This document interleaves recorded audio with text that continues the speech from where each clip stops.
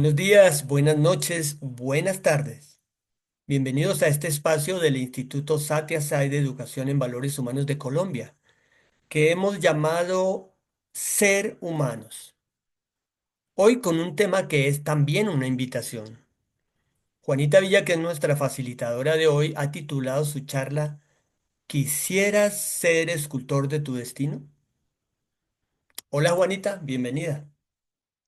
¿Quisieras ser escultor de tu destino?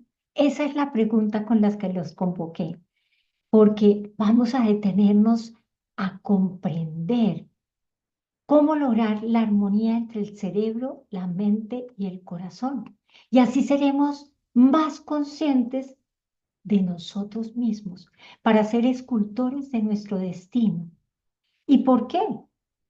Recuerden esa figura metafórica del triángulo en donde en la cúspide colocábamos la conciencia y los otros dos vértices eran el cuerpo y la mente, como aquellos instrumentos a través de los cuales la conciencia se expresaba. El cerebro es parte fundamental del cuerpo y está estrechamente relacionado con la mente. El cerebro es el órgano físico, es un conjunto de estructuras biológicas y de neuronas que procesan información, por ejemplo, la percepción de los sentidos y también controlan las funciones corporales como por ejemplo latidos del corazón, digestión, el movimiento de nuestras extremidades. La mente, en cambio, es un concepto más abstracto, es un constructo psicológico, o sea, es una idea que generamos a partir de comprender en palabras aquello que es sutil, sin forma, y se refiere a los procesos cognitivos, emocionales, evolutivos, o sea, de voluntad, que surgen del funcionamiento del cerebro. La mente es la encargada de interpretar, interactuar y responder al entorno a partir de pensamientos. Aunque son diferentes, el cerebro y la mente están estrechamente relacionados y se influyen mutuamente. Cada experiencia modifica el cerebro y por lo tanto a la mente y viceversa. El cerebro y la mente son fascinantes porque comandan nuestra vida y son los responsables de nuestras percepciones por los sentidos, de nuestros impulsos y de respuestas conscientes e inconscientes. El cerebro se ha desarrollado durante millones y millones de años, de abajo hacia arriba, para conformar lo que hoy es el cerebro humano. Primero se formó el cerebro reptil. Este regula acciones automáticas. No piensa, no razona, no aprende, pero sí reacciona en defensa y huida. Es un cerebro de supervivencia. Mientras estén satisfechas las necesidades básicas, no molesta. Este cerebro reptil está cubierto por el llamado cerebro límbico. Entre muchas de sus funciones, este cerebro es el responsable de las emociones y contribuye a la supervivencia, pues esas emociones son la alarma que nos advierten lo que sentimos, gracias a una pequeña estructura llamada amígdala cerebral, donde se almacenan las memorias de nuestras emociones. La amígdala aprende su mayor repertorio en la infancia y de ahí la importancia de la educación y las vivencias en tempranas edades. Otra estructura que nos interesa en el cerebro límbico es el hipocampo. Es un lugar del cerebro que tiene un papel fundamental en los procesos de aprendizaje, memoria y orientación espacial.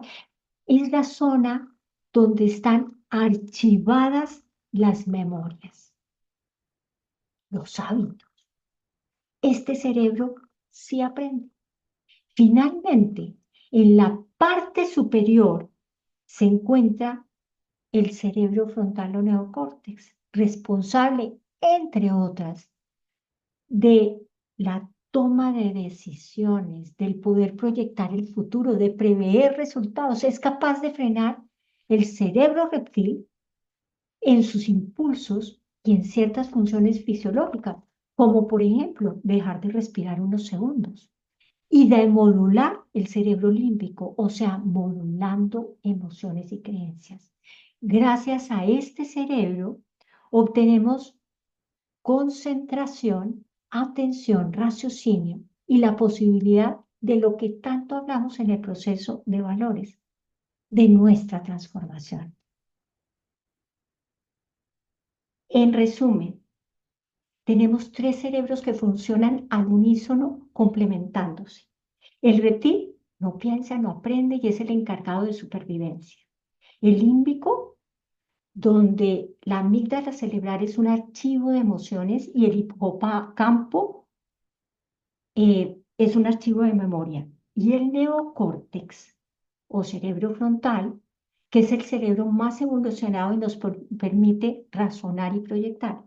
Entre el cerebro límbico y el neocórtex están dos estructuras muy relevantes para nuestro proceso de autoobservación, que son la corteza cingulada, que convierte en consciente procesos inconscientes, o sea, el darnos cuenta, y la ínsula, que permite tener conciencia del yo. Pero entonces ahora recordemos la mente, cómo funciona en sus distintos aspectos. Dijimos que la mente es la encargada de interpretar, interactuar y responder, y es un tejido de pensamientos. Veámoslo a partir de la esfera de Yunsan. La mente subconsciente es un archivo de memoria. Allí guardamos todo lo que aprendemos, nos enseñan, experimentamos a manera de creencias. Allá también están nuestras emociones y entre ellas los enemigos internos. Las creencias y las emociones van de la mano y activan nuestro organismo para movernos a sentir, a pensar y a actuar. El hipocampo y la amígdala cerebral, al igual que la mente subconsciente, archivan memorias de forma consciente e inconsciente. Miren cómo se van relacionando. Esta mente, la mente subconsciente, no razona, compara, es rápida, es impulsiva. Y es muy importante que sea así para ciertos momentos de supervivencia y adaptación. Por ejemplo, en un terremoto.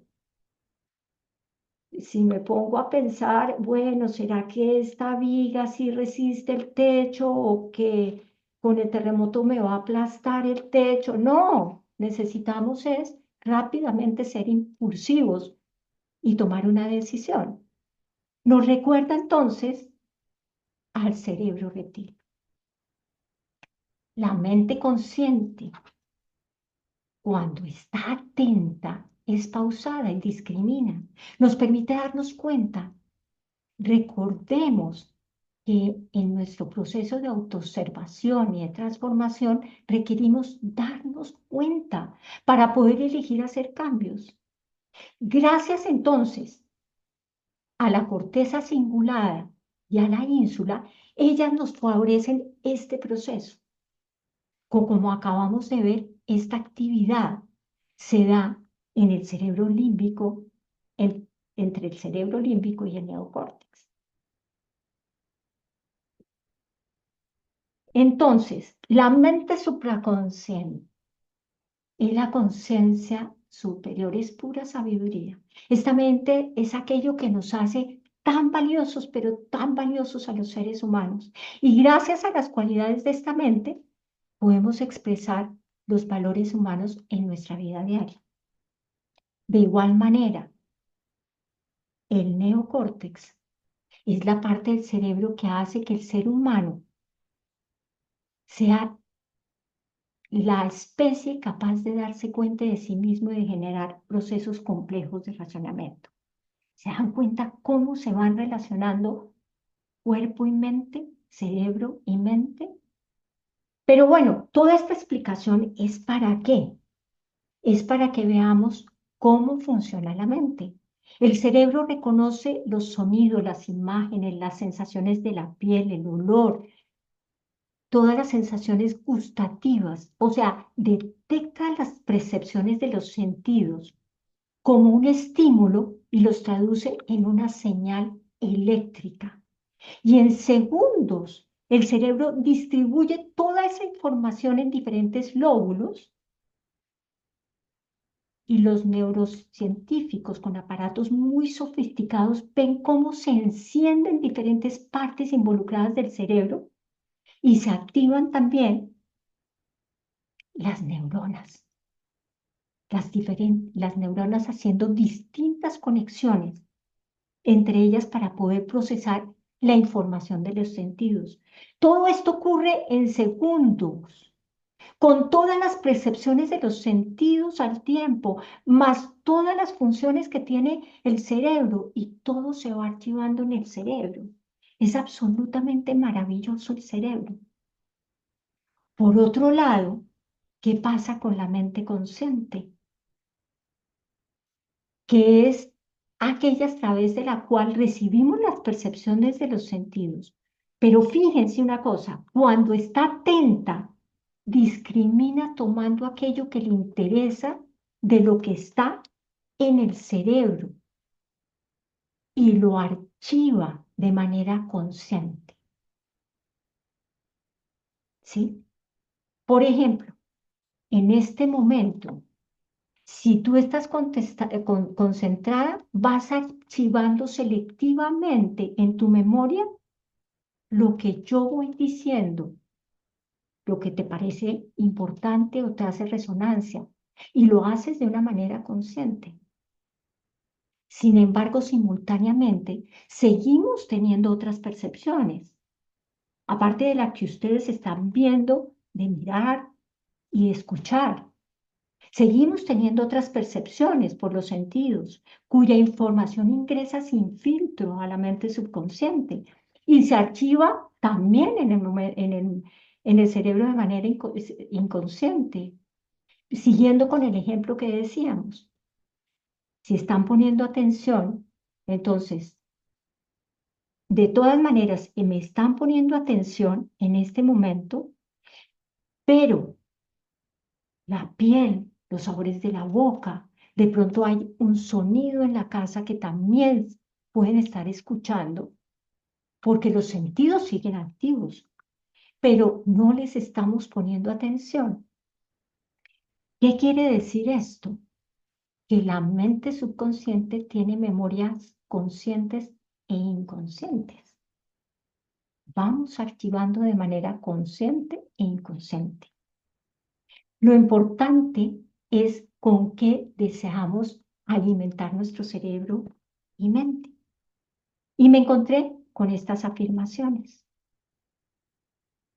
Estoy condenado a mi destino. No, pues pobrecito, la víctima. No es responsable de nada. Sí, está condenado. Luego me encontré esta otra. No puedo cambiar mi destino de la noche a la mañana, pero puedo cambiar su dirección de la noche a la mañana. Bueno, ya es en esta afirmación nos hacemos responsables, pero no sabemos cómo lo vamos a lograr. Ramón y Cajal, dedicado a la neurociencia, dice, todo hombre puede, si se lo propone, ser escultor de su propio cerebro. Se centra en el cerebro. ¿Y será que podemos ir más lejos? Sí, podemos ir más lejos. Para mí, el programa de educación en valores humanos es tan formidable que nos da las herramientas y técnicas para que de manera sencilla, si nos lo proponemos, podemos ser escultores de nuestro destino. Fíjense el alcance. El programa nos permite hacernos responsables y nos da el cómo, con herramientas y técnicas a través de procesos de autoobservación, de autorregulación, de autoconocimiento. Recordemos, un pensamiento genera un acto repetido, un hábito repetido determina el carácter y este es nuestro destino. ¿De quién es la responsabilidad del destino?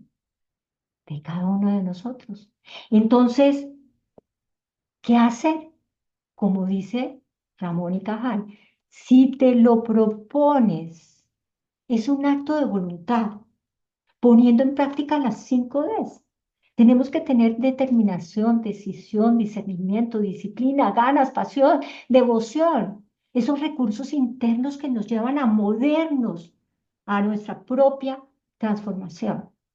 Pero ¿cómo? ¿Cómo? Hemos insistido permanentemente que trabajando el pensamiento con herramientas y técnicas del programa podemos sustituir los hábitos inadecuados y además reforzar aquellos hábitos que son valiosos y que se encuentran archivados en nuestra mente subconsciente.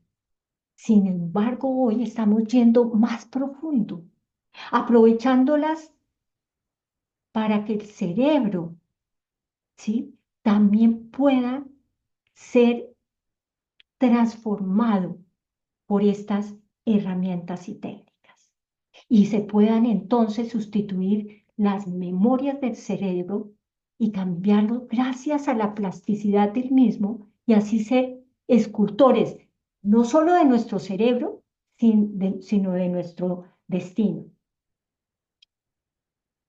La mente y el cerebro por sí mismos, fíjense en esto, la mente y el cerebro por sí mismos no pueden olvidar y no pueden cambiar pensamientos y hábitos.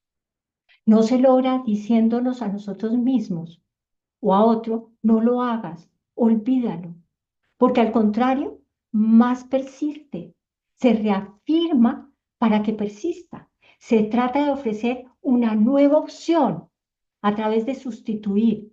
Entonces, ¿cómo sustituirlos? Aquí voy a hacer un paréntesis. Voy a hacer un paréntesis. Que me di cuenta de algo.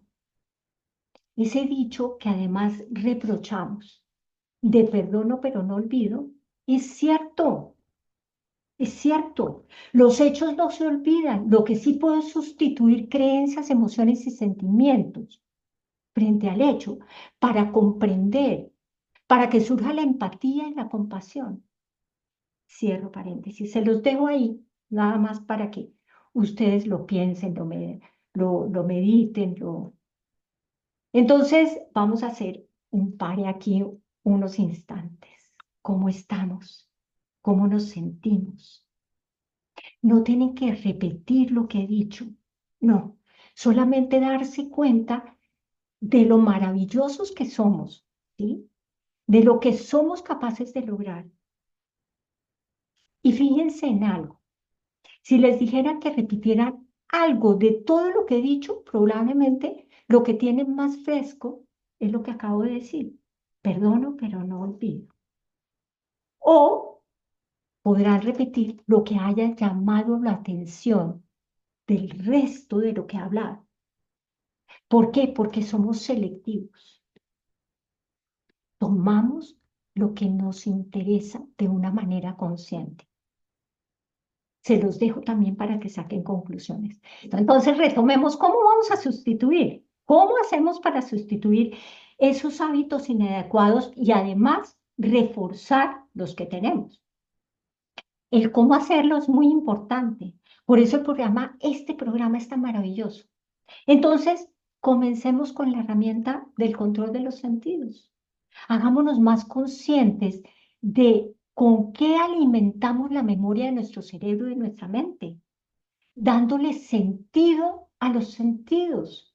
Pongámosle valor y atención a lo que percibimos, con foco, con concentración, con disciplina, con determinación, a mirar y escuchar lo bueno.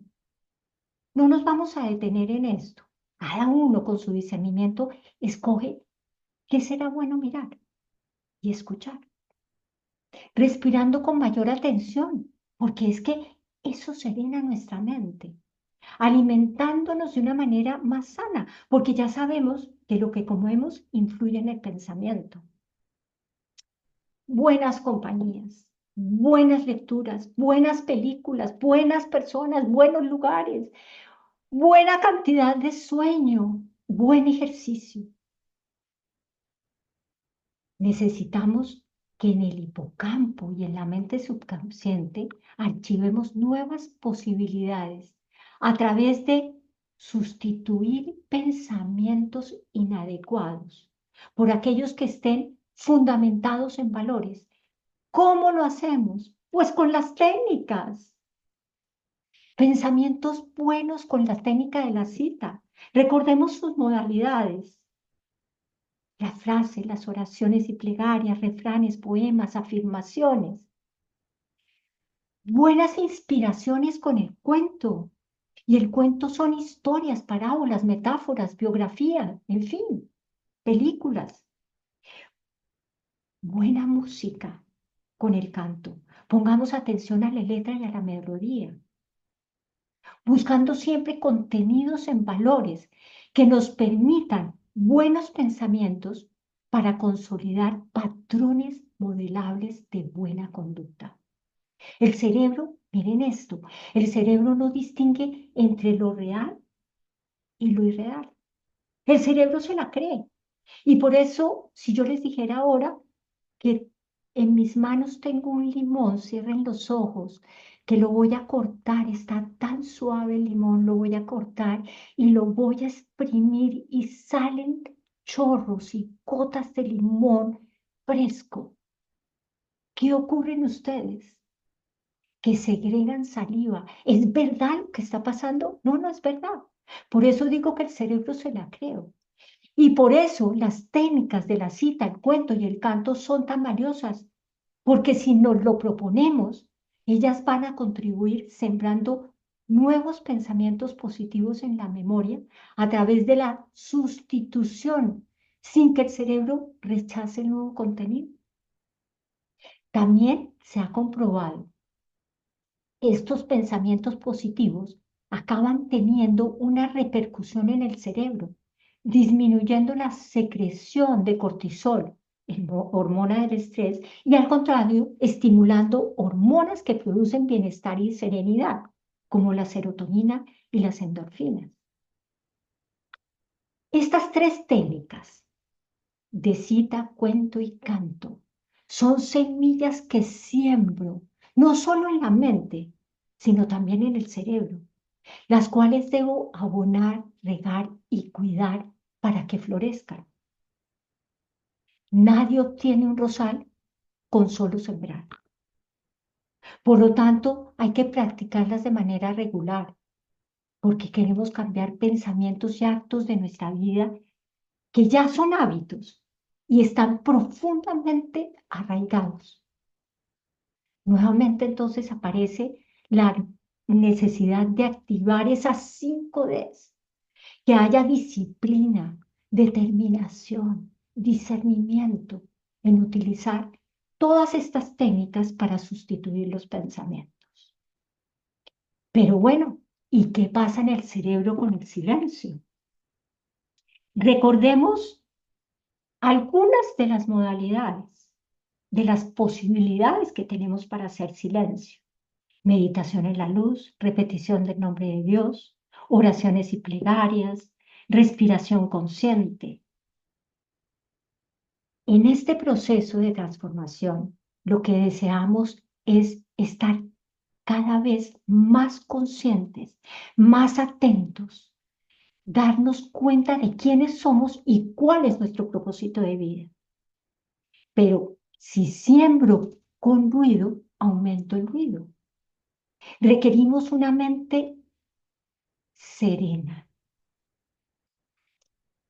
El silencio permite serenar la mente para que las herramientas y técnicas que acabamos de mencionar se archiven de manera consciente.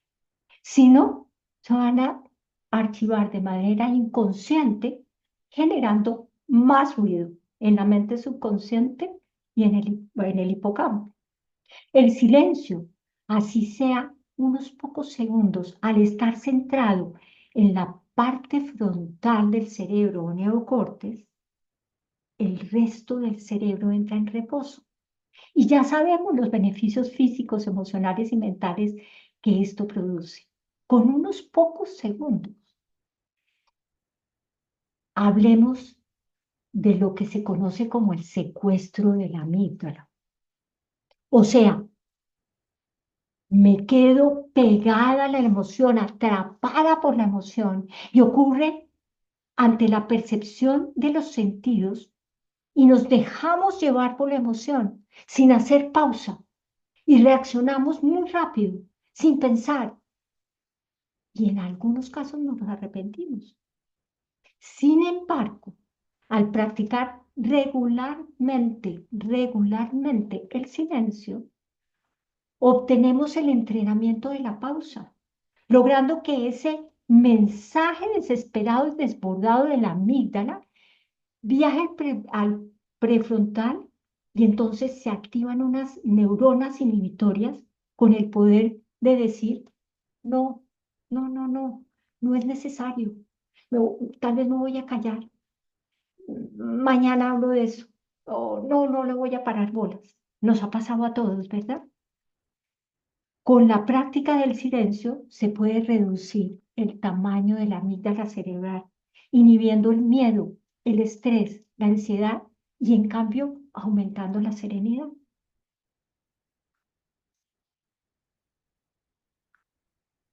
Dato curioso, el silencio crea una barrera de ondas alfas en el cerebro para no permitir entrar diversa información y así lograr concentración y estar presentes en un aquí y ahora. Y esto es fundamental para ir despertando la mente consciente y con ella el intelecto, que es la función más elevada, y el discernimiento fundamental. Y esto es fundamental también en la educación para lograr esa concentración en los niños y en los jóvenes. Nos ha ocurrido, por ejemplo, que a pesar del ruido externo, puedo estar concentrada. Y entonces me pregunta, pero yo todo lo que pasó, no, yo estaba aquí concentrada. Y escuchen esto tan maravilloso.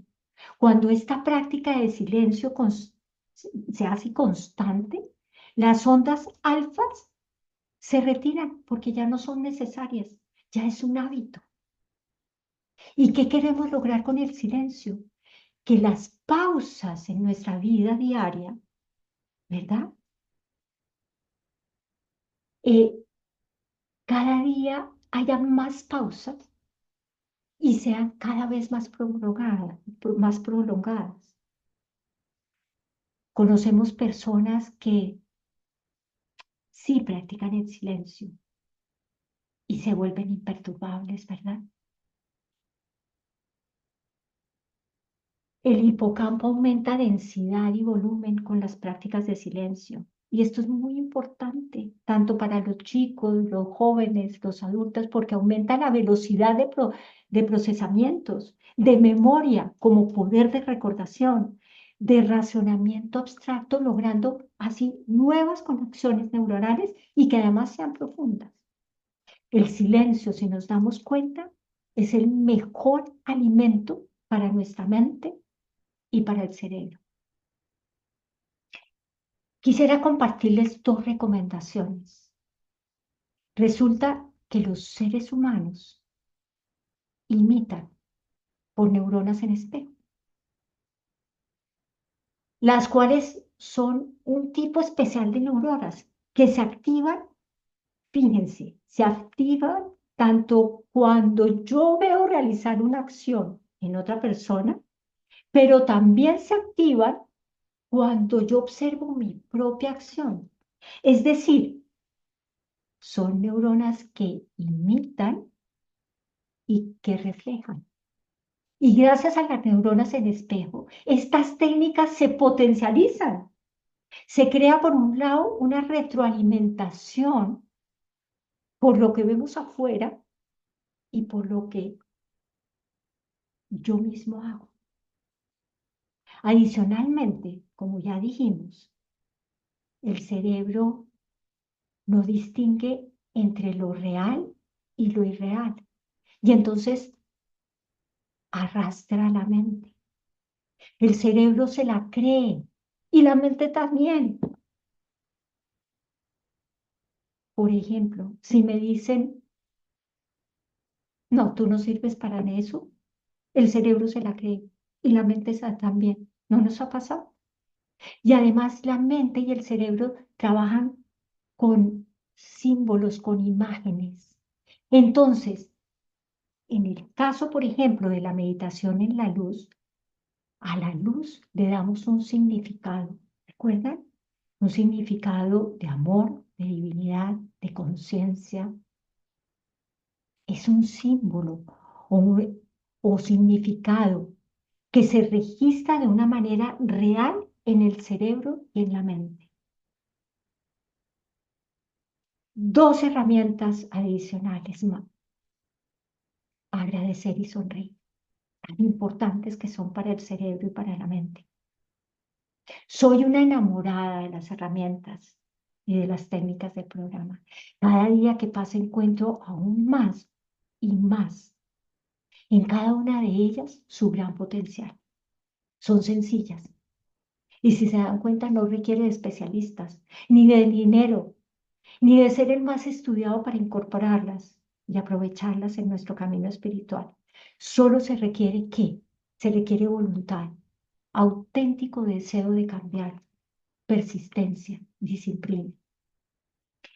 Las herramientas y técnicas del programa favorecen entonces esa expresión armónica entre mente y cerebro, y especialmente con el silencio.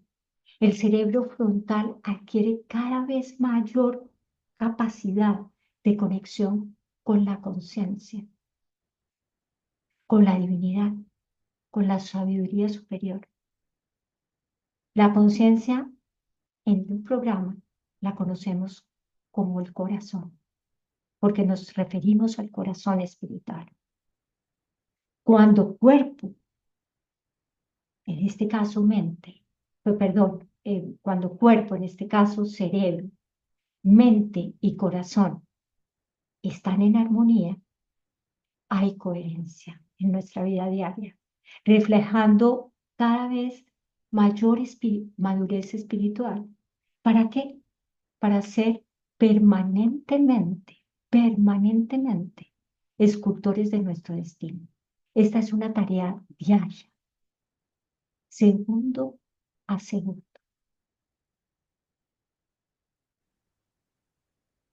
Miren la mano, este es el cerebro.